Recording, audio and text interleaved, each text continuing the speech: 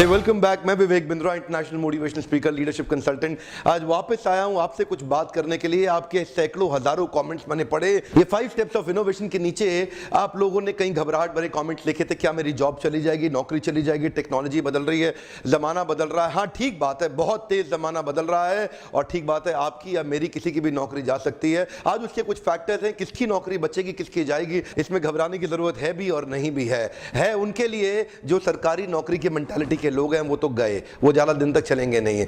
Artificial intelligence आ गया है, robots आ गए हैं, जो अमेरिका के अंदर तरह तरह की रिसर्च जो कि ऑक्सफोर्ड ने भी करी और इनफैक्ट ओबामा के सेक्रेटेरिएट ऑफिस ने भी दे दिया एक रिसर्च के 2030 तक 50% जॉब्स अमेरिका के अंदर रोबोट्स और आर्टिफिशियल इंटेलिजेंस खा जाएंगे। जॉब्स खत्म होने वाली हैं, जितने भी रिपीटेटिव नेचर की जॉब्स हैं वो सब चली जाएंगी। जिस जॉब के अंदर क्रिटिकल थिंकिंग नहीं है, क्रिटिकल एनालिसिस नहीं है, जिस जॉब के अंदर रिसर्च बेस्ड या सुपर स्पेशलिटी नहीं है, वो तो जॉब चली जाएगी तुरंत, इमीडिएटली। जो लोग कंटिन्यूअसली इवॉल्व कर रहे हैं, जो कंटिन्यूअसली आगे निकल रहे हैं, एवोल्यूशन से रेवोल्यूशन पे जा रहे हैं, उनके लिए घबराने की कोई बात नहीं है। कई मेजर्स हैं, देखिए मैं कुछ जॉब्स बताने वाला हूं जो एकदम खत्म हो जाएंगी। देखिए, 2 तरह की एक्टिविटीज होंगी, लेस ऑटोमेटेबल एक्टिविटीज और मोर ऑटोमेटेबल एक्टिविटीज। ये लेस ऑटोमेटेबल एक्टिविटीज वो हैं जिनको ऑटोमेटिक ढंग से नहीं किया जा सकता, और मोर ऑटोमेटेबल एक्टिविटीज ये वो हैं जिन्हें ऑटोमेशन के द्वारा कोई रोबोट या आर्टिफिशियल इंटेलिजेंस अपने आप कर जाएगी। जिस काम में रिपीटिशन है, जिस काम को करने में 5 सेकंड से कम लगता है, जैसे कि रिसेप्शनिस्ट हो सकती है, या जैसे कि एक फैक्ट्री लेबरर हो सकता है, या जैसे कि एक ड्राइवर, ये सब जो काम है, जो सेम प्रोसेस ऑफ वर्क जो लोग कर रहे हैं, यानी कि ऑटोमेशन उस जॉब में डाला जाएगा जो रिपीटेटिव नेचर की जॉब है। ये उस जॉब में डाला जाएगा जो कि एक रिपीटेबल काम है, जिसमें प्रेडिक्टेबिलिटी बहुत ज्यादा है। तो आर्टिफिशियल इंटेलिजेंस के साथ कोडिंग करके, रोबोट्स लेकर के उसका ऑटोमेशन करना इतना आसान हो जाएगा। यही वो एरिया है जहां पे बहुत सारी जॉब्स चली जाएंगी। आपको लगा ये चिंता की बात है, हो सकता है चिंता की बात हो सकता है ना भी हो, लेकिन उनके लिए है जितने लोग सरकारी मेंटालिटी के लोग हैं, फिनिश्ड, इनका जब लंबा नहीं चलेगा। आज जो पढ़ाई हो रही है स्कूल कॉलेज के अंदर, 10 से 15 साल के बाद वो पढ़ाई ज्यादा काम नहीं आएगी। ह्यूमंस और कंप्यूटर्स के डायनामिक्स को जोड़ने वाले लोग ज्यादा सफल हो पाएंगे। हो सकता है ज्यादा सफलता मिले स्टेम में। आज आप जितनी अमेरिकन बड़ी कंपनीज आप देख रहे हैं, ये सब आज स्टेम पे फोकस कर रहे हैं। सेंसिटाइजेशन हो रहा है, federal government, American government sensitisation कर रही है स्टेम के ऊपर। स्टेम मतलब साइंस, टेक्नोलॉजी, इंजीनियरिंग और मैथमेटिक्स। मुद्दे की बात है, आर्टिफिशियल इंटेलिजेंस और ऑटोमेशन या रोबोट्स कहां पे ज्यादा काम आएंगे। कुछ लोग होंगे, कुछ तरह के काम मैसेज करते हैं, कुछ क्लासेस करते हैं। मैसेज वो काम करते हैं जो सब लोग कर सकते हैं, जो काम हर कोई कर सकता है वो काम रोबोट भी कर लेगा।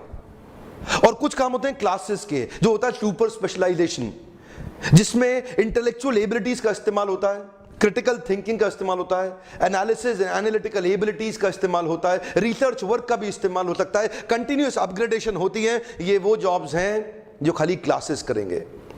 अब थोड़ा अगर इंटेलिजेंस के साथ समझें, बड़ा इन्वेस्टमेंट वही किया जा सकता है जो बड़ी कॉस्ट को रिप्लेस करता हो।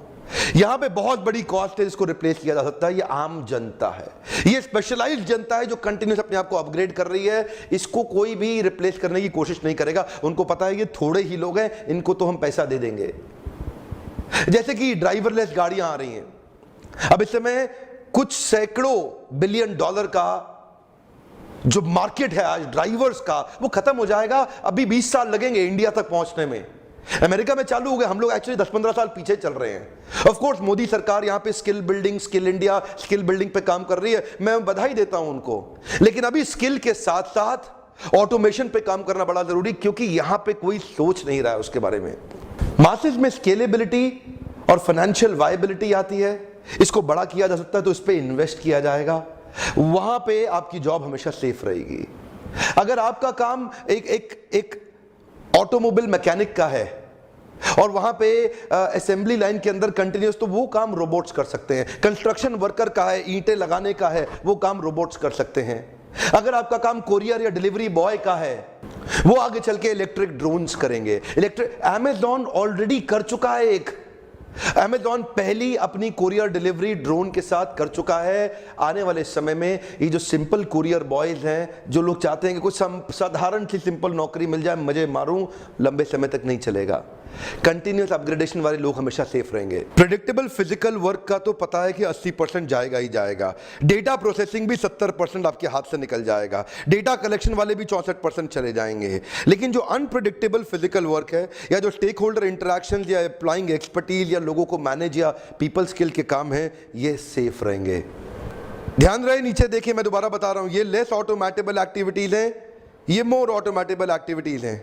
अब इंडस्ट्री कोई भी हो, manufacturing, agricultural, mining, construction, finance, insurance, real estate, in IT या प्रोफेशन, यानी कि जिसमें टेक्निकल पोटेंशियल है ऑटोमेशन का, वो नौकरी गई। जिसमें टेक्निकल पोटेंशियल कम है ऑटोमेशन का, वो नौकरी सेफ है। Amazon Go ने अभी रिसेंटली कमाल किया। Amazon Go की मोबाइल एप्लीकेशन लेकर के उनके एक बड़े स्टोर के अंदर आप एंटर कर जाओ। अंदर इतने वैरायटी ऑफ सेंसर्स लगे हुए हैं, आप अंदर जाओ, कुछ भी सामान इकट्ठा करो, कुछ भी उठाओ, और जैसे ही आप दरवाजे से बाहर निकलोगे, it will automatically charge you from your Amazon account. कोई लाइन में लगने की जरूरत नहीं है, जाकर के आपको लेबल पे उसको पंच करने की जरूरत नहीं है, कोई स्क्रीनिंग करने की जरूरत नहीं है। आपने जितना सामान इकट्ठा किया उठा के चुपचाप निकल जाओ, चुपचाप अंदर घुसो, चुपचाप निकल जाओ। खुद ही सारे सेंसर स्क्रीनिंग करके वो बिल आपके अकाउंट से अपने आप काट देगा। इसका मतलब क्या हुआ? इसका मतलब कैशियर की नौकरी गई। इसका मतलब क्या हुआ? अकाउंटेंट, टेलर की नौकरी गई। जानते हैं, इसी प्रकार जितने रिपीटेटिव नेचर के जॉब्स हैं वो आर्टिफिशियल इंटेलिजेंस डेवलप कर लेगा। मेरे पिछले वीडियो में आपको मैं उबर, गूगल और टेस्ला की ड्राइवरलेस कार्स के बारे में पहले ही बता चुका हूं, जिससे प्रिसिजन बहुत ज्यादा आ रहा है और डिफेक्ट कितना हो जाएगा, 0 एक्सीडेंट के चांसेस हो जाएंगे, खत्म, ड्राइवर्स की नौकरी गई। इमेज को रिकॉग्नाइज करने के सॉफ्टवेयर और पैटर्न्स ऑलरेडी डेवलप किए जा चुके हैं। अब सिक्योरिटी गार्ड का काम क्या रह जाएगा? उसके बाद तो आर्टिफिशियल इंटेलिजेंस से रोबोट्स को प्रिपेयर करें और बहुत सारा पैसा बचाया जा सकता है। अब रोबोट को ना मंथली सैलरी नहीं देनी है, उसकी खाली कुछ मेंटेनेंस होनी है, तो उसकी मेंटेनेंस जैसी कुछ नई जॉब्स आ जाएंगी। तो इसका मतलब क्या? जॉब्स खत्म नहीं होंगी पूरी तरह से, कुछ नई जॉब्स आ जाएंगी, उनको अपग्रेड करने की आ जाएंगी, उनको टेक्निकली मैनेज करने की कुछ जॉब्स आ जाएंगी। लेकिन ये जॉब्स कम होंगी, ये उन्हीं लोग की हैं जो कंटिन्यूअसली अपने आप को अपग्रेड कर रहे हैं। अकाउंटेंट की, एक टेलर की, या डेटा एनालिसिस की। आर्टिफिशियल इंटेलिजेंस में ब्लैक बॉक्स के अंदर परम्यूटेशन कॉम्बिनेशंस को जोड़ के उसके अंदर आप बहुत बड़ा millions and billions of data डाल दो, वो फट फट फट उसको एनालाइज करेगा, प्रेडिक्ट करके डिसीजंस लेने की क्षमता होगी। तो अकाउंटेंट की, टेलर की, इन सब की जॉब्स जाएगी। एक रूटीन सर्जन, एक ऐसा डॉक्टर जो अपने आप को इंप्रूव नहीं कर रहा, उसके लिए ऑलरेडी सर्जरीज के लिए हम रोबोट्स का अरेंजमेंट और यूजेज बहुत समय से चल ही रहा है। ज्यादा दूर मत जाइए, 7.5 लाख रोबोटिक सर्जरीज ऑलरेडी हो चुकी है। आज 2017 में बता रहा हूं आपको। टोटल 702 तरह की जॉब्स हैं, पर उनका नेचर एक जैसा ही है। अगर वो परम्यूटेशंस को नहीं कैलकुलेट कर पाते हैं, वो डिविएशंस नहीं निकाल पाते हैं, वो आर्टिकुलेशंस नहीं कर पाते, क्रिटिकल थिंकिंग नहीं है, जरूरत है वेरिएशन की, ऑल्टरेशन की, इनोवेशन की, मॉड्यूलेशन की या कंप्लीट ट्रांसम्यूटेशन की। कॉग्निटिव इंटेलिजेंस के साथ बचेगा व्यक्ति, रिसर्च, क्रिटिकल थिंकिंग के साथ बचेगा। पहले मैंने सोचा था ये खाली बज़ वर्ड है, आर्टिफिशियल इंटेलिजेंस आएगा चला जाएगा, लेकिन ऐसा नहीं है, बड़ी प्रोफाउंड साइंस है ये। ध्यान से देखिए, फायदे नुकसान दोनों है। एक एरर फ्री सोसाइटी का सपना बनाया गया है। स्पीड ऑफ एग्जीक्यूशन बहुत तेज होगी, डिसीजंस बहुत तेज होंगे, ताकि लाइफ को आसान किया जाए और बड़े प्रोजेक्ट को कम समय में अचीव किया जाए। स्केलेबिलिटी इतनी ज्यादा हो जाएगी कि अगर एक प्रोजेक्ट को एस्टैब्लिश करने में आज 3 साल लग रहे हैं, तो हो सकता है आगे 30 दिन के अंदर हो जाए। जो आप में से कई लोग गाड़ी खरीदने के शौकीन हो ना, बहुत ज्यादा, जरा मेरी बात को ध्यान से सुनिएगा। आपकी गाड़ी लगभग 90 से 95% समय आइडल रहती है, उसका इस्तेमाल नहीं होता। 5% समय ही आप एक गाड़ी का इस्तेमाल कर पाते हैं। मॉर्निंग में 1 घंटा ऑफिस पहुंचने में, शाम को 1 घंटा घर पे पहुंचने में, यानी कि 24 में से केवल 2 घंटा आपने गाड़ी का इस्तेमाल किया, बाकी 22 घंटा गाड़ी खाली खड़ी रहती है और रोज डेप्रिशिएट होती है। ये एक ऐसी इन्वेस्टमेंट है जिसका ईगो सैटिस्फैक्शन तो हो सकता है, लेकिन पैसे का इससे कोई बेनिफिट नहीं डराइव हो रहा है। आज घर खरीदो, अप्रिशिएट हो सकता है, ज्वेलरी गोल्ड खरीद लो, अप्रिशिएट हो सकता है, वो अप्रिशिएटिंग एसेट है। गाड़ी तो केवल डेप्रिशिएटिंग एसेट है। अच्छा, आप में से जो लोग इंडियंस हैं, आप जानते हैं ओला के अंदर 40% कॉस्ट खाली ड्राइवर की है। इमेजिन करिए कि कल को ड्राइवरलेस गाड़ियां हो गई, वही गाड़ी आपको 40 to 50% और लेस प्राइस पे मिलेगी। इमेजिन करिए अगर ड्राइवरलेस गाड़ियां हो गई, तो वही गाड़ी जिसकी आज ओला की कॉस्ट 40 to 50% ड्राइवर की है, वो 40% कॉस्ट, 50% कॉस्ट का बेनिफिट सीधा आपको जाता है। होगा क्या? आप में से कई लोग आने वाले 10 साल के बाद गाड़ी कभी नहीं खरीदेंगे। आपको लगता है आपको कन्वीनियंस है? नहीं, उस समय कन्वीनियंस इतनी ज्यादा होगी कि रात को 2 बजे भी आपको गाड़ी खट से मिलेगी। आपके इमोशंस और आपकी किसी और की नींद पे आपको निर्भर कभी नहीं होना पड़ेगा। कन्वीनियंस ऐसी है कि इतना बड़ा पैसा आपका ब्लॉक होने से बच जाएगा, जिसको आप अप्रिशिएटिंग एसेट में इन्वेस्ट करके उसका बड़ा रिटर्न लेंगे। यहां ये पैसा रोज आपके पीएनएल अकाउंट के अंदर लॉस में कंट्रीब्यूट कर रहा है, गाड़ी डिप्रिशिएट कर करके। यूएस गवर्नमेंट, फेडरल गवर्नमेंट आज सेंसिटाइजेशन के लिए पब्लिक प्रोग्राम्स कर रही है, इवेंट्स कर रही है, वर्कशॉप्स कर रही है, सेमिनार्स कर रही है, ताकि अमेरिकन को समझ में आए कि वो उसकी तैयारी कैसे करें, क्योंकि इसका सबसे पहला इंपैक्ट यूएस में आएगा। इंडिया में आने में अभी थोड़ा समय बाकी है। वहां पे आज टीवी शोज, लाइव शोज हो रहे हैं, लोगों को डिस्कशन के लिए संडेज को इनवाइट किया जा रहा है ताकि उनको तैयार कर सकें। ऑफ कोर्स अमेरिका में वो काम सरकार कर रही है, लेकिन भारत में वो काम आपके लिए मैं करना चाहता हूं, ताकि मैं आपको शेयर कर सकूं कि आप अपने आप को, अगर आपके बच्चे आज छोटे हैं तो उनको साइंस की, एल्गोरिथम्स की कुछ एक्स्ट्रा क्लासेस अटेंड करवाइए, उनको सपोर्ट क्रिएट करके दीजिए, ताकि ह्यूमन और कंप्यूटर्स के बीच में क्लोज डायनामिक्स की जो फ्यूचर की तैयारी है वो आपके बच्चे आज कर सकें। ह्यूमैनिटीज, आर्ट्स, कॉमर्स के स्टूडेंट्स भी अपनी सुपर स्पेशलाइजेशन को ढूंढे, अपनी यूनिक सिग्नेचर स्ट्रेंथ को आइडेंटिफाई करें, जिसको कल्टीवेट करें, और साथ साथ आज आईटी फॉर नॉन आईटी के कई सेमिनार्स, प्रोग्राम्स हो रहे हैं। आईटी फॉर नॉन आईटी के प्रोग्राम्स, यानी कि नॉन आईटी का मतलब जिस बच्चे ने कभी आईटी नहीं पढ़ी है, उनके लिए भी बेसिक आईटी कोर्सेज हो रहे हैं, जिसको समझने से आप अपने आप को इक्विप कर सकेंगे, तैयार कर सकेंगे। अच्छा, मैनेजमेंट ग्रेजुएट को बहुत बधाई हो, आपकी नौकरी आसानी से खतरे में कभी नहीं आएगी, क्योंकि आप बड़ी टीम को मैनेज कर रहे हैं, एक टीम को डेवलप कर रहे हैं, कल्टीवेट कर रहे हैं। एक डिपार्टमेंट और डिवीजन को अगर आप मैनेजरियली लीड कर सकते हैं और आपके अंदर अगर लीडरशिप स्किल्स हैं, तो आपकी नौकरी कभी खतरे में नहीं आएगी, जिसके लिए मैं ओपन हाउस वर्कशॉप्स भी करता हूं। आप वहां भी आ सकते हैं, नहीं तो आप वीडियोस लगातार देखते ही रहेंगे।